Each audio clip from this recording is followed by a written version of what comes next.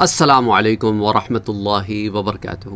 پچھلے ایک ہفتے میں ہم نے بہت ساری نظموں پہ، نشیدوں پہ بات کی ہے، جن میں سے عربی زبان کی دو تھیں، جن میں سے ایک صفیر البلبلی تھی اور دوسرا جو ہے وہ ہم نے کن انتا پر بات کی تھی۔ تو سوال آیا کہ سر ہمارے ہاں بھی ایک قوالی ہے کہ ہر لحظہ بشکل بت عیار برآمد۔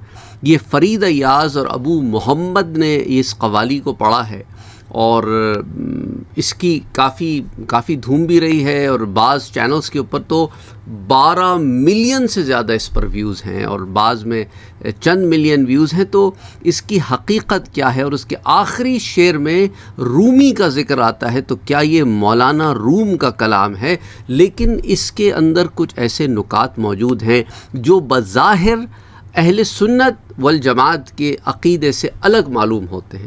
تو اگر اہل سنت والجماعت کے عقیدے سے انحراف کرتے ہوئے عقیدہ ہے تو مولانا روم کے کلام میں کیا کر رہا ہے؟ کیونکہ مولانا روم تو صحیح العقیدہ صوفی ہیں۔ میں آپ کو بتاتا چلوں کہ رومی تخلص سے ایک اور شاعر ہمارے ہاں شاعری کیا کرتے تھے، اور بعض لوگوں کو ان کے اشعار سے یہ مغالطہ لگا ہے، یہ غلط فہمی ہوئی ہے کہ وہ مولانا روم کے اشعار ہیں۔ ان شاعر کا نام تھا شمس مشرقی، اور وہ رومی تخلص سے اشعار لکھا کرتے تھے۔ مولانا روم کی جو مثنوی ہے اس کے اندر یہ ہر لحظہ بشکل بت عیار برآمد یہ نہیں ہے، اوریجنل میں یہ نہیں ہے۔ بعد میں لوگوں نے مولانا روم کے کلام میں اسے بھی شامل کر دیا ہے، اس مغالطے کے پیش نظر کہ اس شعر کے آخر میں رومی آتا ہے۔ اب اس قوالی میں یا اس نظم میں ایسے کون سے کانسیپٹس ہیں جس کے اوپر سوالیہ نشان اٹھتا ہے اور وہ اہل سنت کے کانسیپٹ سے الگ ہے؟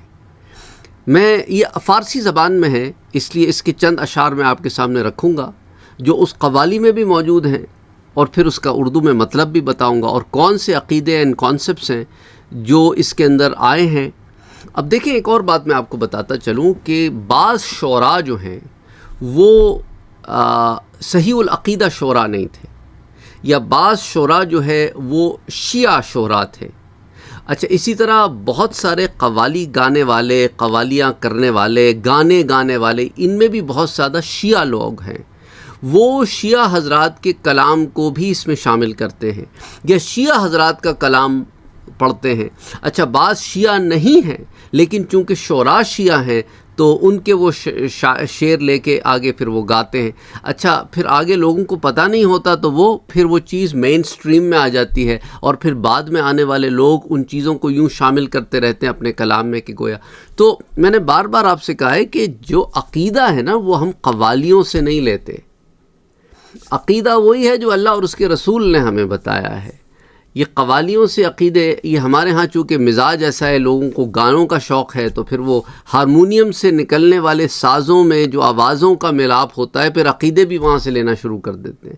بعض نعتیہ اشعار بھی ایسے ہوتے ہیں کہ جو صحیح نہیں ہوتے، ان کے پیچھے آپ کو سمجھنا ہوتا ہے کہ بھئی یہ جو ہے اس میں کون سا عقیدہ بیان کیا گیا ہے، تو پھر آف کورس اس کی تشریح کی جاتی ہے۔ I am not an expert in this, یاد رکھیں۔ اب ایسا نہ ہو کہ بھئی میرے پاس لوگوں نے پہلے بھی انڈین فلموں کے گانے بھیجنے شروع کر دیے تھے، اس لیے میں نے اس پر بات کرنا بند کر دی تھی۔ تو کئی سال تک میں نے اس ٹاپک پر بات نہیں کی، اس کی وجہ یہ تھی کہ لوگوں نے مجھے انڈین گانے بھیجنے شروع کر دیے تھے، سر یہ گانا سنیں۔ اب ایک طریقے سے آپ نے مجھے گانے سننے پہ لگا دیا نا، ایک کے بعد ایک انڈین گانے بھیجے جا رہے ہیں، سر اس کے اندر اس اشعار کو سمجھائیں۔ اور یار وہ لیکھک، اس کا جو لکھنے والا ہے وہ کوئی ہندو ہے، کوئی دہریہ ہے، کوئی پتہ نہیں نیچرلسٹ ہے، کوئی اور کسی غلط عقیدے کا حامل ہے، تو ان لوگوں سے تو اسی طرح کی چیزیں ایکسپیکٹ کی جا سکتی ہیں۔ تو ہندی فلموں کے گانے یا ان کی قوالیوں میں بھی کوئی صحیح عقیدہ چیزیں نہیں بیان کی جاتی، وہ تو محبوب کی بھی عبادت کرتے ہیں، محبوب کی بھی نماز پڑھتے ہیں، اور پتہ نہیں کیا کیا عجیب و غریب سی چیزیں انہوں نے اس میں داخل کر دی ہیں، اور نام پھر صوفیہ کا خراب کرتے ہیں، اور پھر جی صوفیانہ کلام ہے۔ بھئی جو مرضی چاہے کلام صوفیہ کے کھاتے میں ڈال دو، انا للہ و انا الیہ راجعون۔ خیر، یہ کانسیپٹ، یہ تمہید میں اس لیے باندھ رہا ہوں. بعض لوگ آ کے چینل پہ کہتے ہیں سر اتنی لمبی بات کیوں کر دی، آپ تو 2-3 منٹ میں اسے مکا سکتے تھے، آپ نے 15 منٹ لگا دی، ہمارا وقت ضائع ہو گیا. بھائی اگر عقیدے کے سمجھنے میں اور اپنی اصلاح کرنے کے معاملے میں اگر آپ اسے وقت کا ضیاع سمجھتے ہیں تو یا تو آپ غلط جگہ آئے ہیں یا آپ کا کانسیپٹ بڑا عجیب سا ہے. اینی وے ہمارا مقصد یہاں پہ لوگوں کی تصحیح ہے، اصلاح ہے، تاکہ لوگ غلط چیزوں سے بچیں اور اس کو سمجھانے میں وقت نکلتا ہے، درکار ہوتا ہے. اب آپ کنٹرول سی کنٹرول وی والے لوگ ہیں، وہ جو نہیں سمجھتے لوگ، یعنی کاپی پیسٹ، شارٹ کٹ والے لوگ ہیں نا، تو پھر شارٹ کٹس کے لیے یہ چینل نہیں ہے، just so that you know. Anyway آ جاتے ہیں شمس مشرقی کے کلام کی طرف. ہر لحظہ بشکل بت عیار برآمد. اب اس کے اندر ایک عجیب سا کانسیپٹ انہوں نے یہاں پہ بیان کیا ہے، جس کو میں سمجھتا ہوں کہ سمجھنے کی بہت ضرورت ہے. وہ کہتے ہیں کہ ہر لحظہ، ہر لمحہ وہ بت عیار یعنی محبوب ایک نئی شکل میں ظاہر ہوتا ہے. اب یہاں پہ بت عیار، محبوب جس سے محبت ہے. عیار اور بت یہ اردو کے معنی میں نہیں ہے، فارسی کے معنی میں ہے، یعنی کہ ایسا محبوب جو اپنی اصل کو چھپاتا ہو، نئی نئی شکل میں ظاہر ہوتا ہے. اور پھر کہتے ہیں کہ ہر لحظہ بشکل بت عیار برآمد دل برد و نہا شد. تو دل چھینتا ہے، ہمارے احساسات ہم سے لیتا ہے، ہمیں اپنی طرف مرغوب کرتا ہے. جب ہم اس کی طرف راغب ہو جاتے ہیں تو وہ نہا شد، تو پھر وہ غائب ہو جاتا ہے. ہر دم بلباس دیگراں یار برآمد. ہر دم وہ یار دوسروں کے لباس میں ظاہر ہوتا ہے. گہ پیر و جواں شد. کبھی بوڑھے کے روپ میں آتا ہے، کبھی جواں کے روپ میں آتا ہے. یعنی اگر اس سے مراد ذات حقیقی ہے، یعنی رب تعالیٰ کے بارے میں بات ہو رہی ہے، تو یہ کانسیپٹ یہیں سے ہی فالسیفائی ہو جاتا ہے. اگر آپ اسے حلولیہ کے کانسیپٹ میں لیتے تو حلولیہ تو خارج الاسلام ہے. حلولیہ جو ہیں وہ غلط عقیدے والے لوگ ہیں. ان کا عقیدہ یہ تھا کہ رب ہر شے میں حلول کر جاتا ہے، ہر شے میں رب کا مظہر ہے، ہر شے رب ہے. انا للہ و انا الیہ راجعون. یہ ہندوانہ کانسیپٹ بھی ہے، کیونکہ ہندو دیکھیں نا، ایک ہندو تھا، اس سے میری بات ہو رہی تھی گجرات سے. وہ کہنے لگا، میں کہا کہ تم ہر شے کی کروڑوں چیزوں کی پوجا کیوں کرتے ہو؟ کہتے ہیں ہر شے میں بھگوان ہے. یہ میرے بال ہے نا جسم میں، اس میں بھی وہ ہے. اسی طرح جو ہے وہ حلولیہ کا کانسیپٹ مانتے ہیں، اس لیے وہ ہر شے کی پوجا کرتے. تو اب ان کا بھی کانسیپٹ، بعض ایسے فرق باطلہ گزرے ہیں جو حلولیہ کہلاتے تھے. وہ جو ہیں اس چیز کے اوپر بلیف کرتے تھے کہ خدا حلول فرماتا ہے، معاذ اللہ، استغفر اللہ العظیم. اور وہ انبیاء میں حلول کرتے کرتے سب سے آخر میں حضرت علی میں حلول کر گیا. اس لیے ہم حضرت علی کو جو ہم مدد کے لیے پکارتے ہیں تو ہم حضرت علی کو نہیں پکار رہے ہوتے، ہم تو اللہ کو پکار رہے ہوتے ہیں، کیونکہ اس نے حضرت علی میں حلول کیا. استغفر اللہ العظیم. تو اس طرح کے جو کانسیپٹس ہیں کہ ہر شے میں رب ہے، معاذ اللہ، استغفر اللہ العظیم، تو پھر تو ہر شے تو ختم ہو جاتی ہے، ہر شے تو حادث ہے، تو کیا رب ختم ہو رہا ہے؟ معاذ اللہ، استغفر اللہ العظیم. تو یہ اگر اس معنی میں ظاہری طور پر لیا جا رہا ہے، میں آپ کو آگے بتاؤں گا کہ میں کیوں کہہ رہا ہوں کہ یہ شعر اور اس نظم میں موجود کئی اشعار حلولیہ کے کانسیپٹ کے اوپر ہیں کہ ہر شے میں وہ حلول کر گیا ہے، ہر شے وہی ہے اور وہی ہر شے ہے کا جو کانسیپٹ ہے. اچھا، یہ وحدت الوجود نہیں ہے، یہ بھی میں آپ کو ایکسپلین کروں گا کہ وحدت الوجود کیا ہے. پہلے اس کا اگلا شعر دیکھ لیتے ہیں. خود کوزاؤ خود کوزا گرو خود گلے کوزا خود رند سبوکش. کوزا فارسی میں پیالے کو کہتے ہیں. خود کوزاؤ خود کوزا گرو، یعنی خود ہی وہ کوزا ہے، خود ہی وہ پیالہ ہے.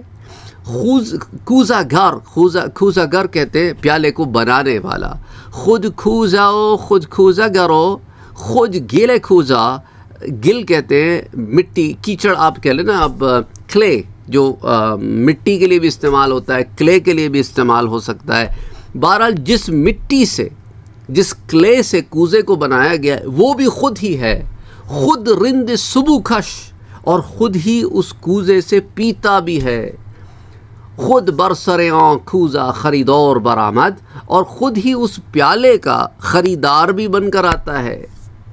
بشکست رواں شد، اور پھر اس پیالے کو توڑ کر چلا بھی خود ہی جاتا ہے. اب آپ اس میں دیکھیں کہ کوزہ بھی اسی کو کہا، کوزہ بنانے والا بھی اسی کو کہہ دیا، اور کوزے کی مٹی بھی اسی کو کہہ دیا، کوزے کو استعمال کرنے والا، اس کو خریدنے والا، اسے توڑنے والا، سارا کچھ وہ خود ہی ہے. یعنی وہ خود ہی اپنی ذات کو توڑ پھوڑ دیتا ہے. معاذ اللہ، استغفر اللہ العظیم. یہ بھی حلولیہ ہی کی طرح کا کانسیپٹ ہے. دیکھیں رب تعالی جو ہے نا، اللہ عز و جل کی جو ذات ہے وہ قدیم ہے. سورہ اخلاص میں جب آپ پڑھتے ہیں تو آخری آیہ کیا ہے؟ وَلَمْ يَكُنْ لَهُ كُفُوًا أَحَدٌ، اور اس کا کوئی ہمسر نہیں. جب اب آپ نے اس کی ذات کے کسی حصے کو کسی شے میں حلول کروا دیا، ظاہر کروا دیا، اس کا جز بنا دیا، تو آپ نے تو ہمسر ٹھہرا دیا نا. یہی کانسیپٹس تو ہندوؤں کے اور کفار مکہ کے بھی تھے. وہ کہتے تھے کہ بھئی دیکھیں یہ ہمیں بھی پتہ ہے پتھر کے ہیں، ہم ان کی پوجا تھوڑی کرتے ہیں، ہم تو ان کی پوجا کرتے ہیں جن کی یہ شبیہ ہیں، تو ہم تو شبیہ بنا کے ان کی پوجا کرتے ہیں. اور انہیں کس نے خدا بنا دیا؟ اس کے اوپر ہاتھو برہانکم ان کنتم صادقین، اس پر تو دلیل لاؤ کہ انہیں خدائی کے سٹیٹس پہ کس نے بٹھایا جو تم نے انہیں خدا بنا لیا. حضرت یوسف علیہ السلام نے جیل میں قیدیوں سے بھی یہی کہا تھا، اَأَرْبَابٌ مُتَفَرِّقُونَ خَيْرٌ أَمِ اللَّهُ الْوَاحِدُ الْقَهَّارُ. یہ جو تم نے اتنے سارے رب بنا لیے ہیں، یہ بہتر ہے یا ایک خدا واحد جو حقیقی خدا ہے، اور یہ تو تم نے بنا لیے ہیں. اس پر تمہارے پاس کوئی دلیل بھی نہیں، تمہارے آباء و اجداد کے پاس بھی کوئی دلیل نہیں.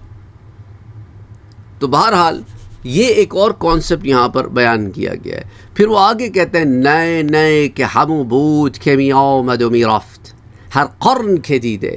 یعنی وہی تھا جو ہر زمانے میں آتا رہا اور جاتا رہا اور ہر زمانے نے دیکھا. یعنی تمام انبیاء کرام حضرت آدم سے لے کے حضور صلی اللہ علیہ وسلم تک. تو اب یہ بھی ایک حلولیہ کا کانسیپٹ ہے. تعاقبتاں شکل عرب وار برآمد دارائے جہاں شد. یعنی بالآخر وہ حضور صلی اللہ علیہ وسلم کی شکل میں ظاہر ہوا معاذ اللہ عرب میں، اور وہی جہاں کے بادشاہ ہیں.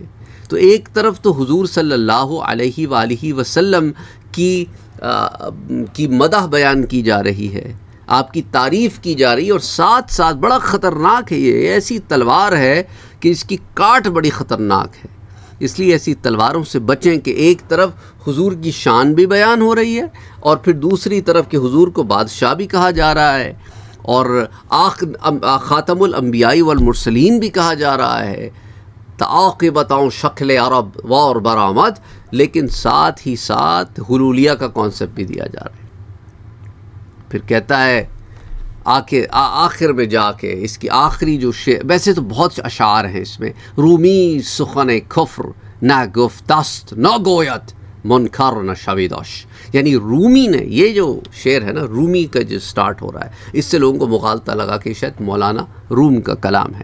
رومی سخن کفر نہ گفتست و نہ گویت، یعنی کہ رومی نے کبھی کفر کی بات نہیں کی اور نہ وہ کرتا ہے. منکر نہ شویداش، اور وہ منکر بھی نہیں ہے.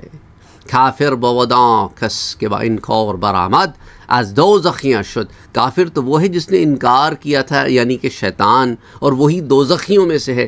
یعنی یہ ساری بات کر کے اپنے آپ کو، وہ کہتے ہیں نا، آٹے میں سے بال نکال لیا کہ بھئی میں تو کافر نہیں ہوں، میں کفر کی بات نہیں کرتا، میں منکر نہیں ہوں، میں منکر تو شیطان تھا، میں انکاری تو نہیں ہوں. یہ خدا کے انکاری تو ہوتے بھی نہیں ہیں حلولیہ، لیکن ان کے عقیدے پٹھے ہیں.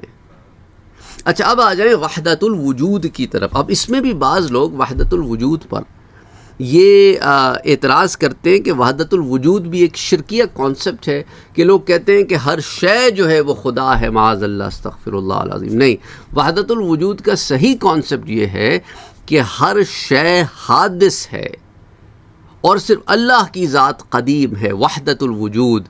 تو جو شے ختم ہونے والی ہے وہ تو پھر بے وجود ہے نا. اصل میں وجود تو اسی کا ہے جو رب تعالی ہے، کیونکہ وہی اسی کی ذات ہے جو قدیم ہے، باقی شب سے حادث ہے۔ تو جو ہلاک ہو جائے، جو ختم ہو جائے، جس کی ابتدا بھی ہو اور انتہا بھی ہو، وہ تو وجود ہی نہیں ہے۔ وہ تو ایسا ہے جو محتاج ہے کہ کوئی اسے وجود میں لائے، اور وہ ختم ہو جائے تو پھر وجود میں لے آئے یا نہ لائے۔ اصل میں ذات جو وجود کی اصل معنی میں ڈیفینیشن پہ اترتی ہے، وہ تو رب تعالیٰ کی ذات ہے کہ هو الاول وهو الآخر هو الظاہر وهو الباطن۔ تو وہی ذات ہے باری تعالیٰ کی جو اصل میں وجود ہے، باقی سب تو کوئی حیثیت نہیں رکھتے۔ وہ وحدت الوجود کا کانسیپٹ صحیح معنی میں ہے کہ عشق الہی میں انسان اس مقام پر پہنچ جاتا ہے کہ اس حقیقت کو سمجھ جاتا ہے کہ ہر وجود بیکار ہے، ان اے سینس کہ فانی ہے۔ بیکار سے مراد کیا؟ فانی ہے، ختم ہونے والا ہے۔ لیکن جو ایک وجود جو صحیح معنی میں ہے وہ رب تعالیٰ کا وجود ہے، کیونکہ باقی سب تو مخلوق ہیں۔ وہی خالق ہے، وہی مالک ہے، وہی رازق ہے، وہی سب کچھ ہے، اور وہی تو ہے ہو کا جو کانسیپٹ ہے وہ یہی ہے۔ وہ جو ہو کا کانسیپٹ، هو اللہ الذی لا الہ الا ہو، تو وہی تو ہے، باقی تو کچھ نہیں ہے۔ یہ وحدت الوجود کا کانسیپٹ ہے، لیکن یہاں وحدت الوجود پر بات نہیں ہو رہی ہے، یہ عجیب و غریب سے عقیدے پڑھائے جا رہے ہیں۔ تو یاد رکھو، جب بھی آپ کوئی چیز سنتے ہیں نا، اس میں دیکھو کہ کہیں کفریہ شرکیہ باتیں تو نہیں ہیں، کہیں گرے ایریا تو ڈیفائن نہیں ہو رہا ہے۔ گرے ایریا سے بھی بچو، یہ ایسا وقت ہے۔ اللہ کی وحدانیت میں نو گرے ایریا، نو گرے ایریا۔ بس یہ بات یاد رکھو، توحید ایک ایسا ایلیمنٹ ہے جو معاذ اللہ استغفر اللہ العظیم، خاص طور پر انڈو پاک بنگلہ دیش کی سرزمین میں ہندوؤں کے ساتھ ایک عرصے سے رہتے رہتے کچھ ایسے چیزیں ہیں جو ان کی یہاں ہم میں داخل ہو گئی ہیں، اور ہم انہیں دین سمجھ کے کر رہے ہیں، کیونکہ انہیں دین کا لیبل لگا کے ہمیں بیچا جا رہا ہے۔ اللہ ہدایت دے، اللہ حفاظت فرمائے، آمین۔ اللہم صلی علی محمد وعلی آل محمد۔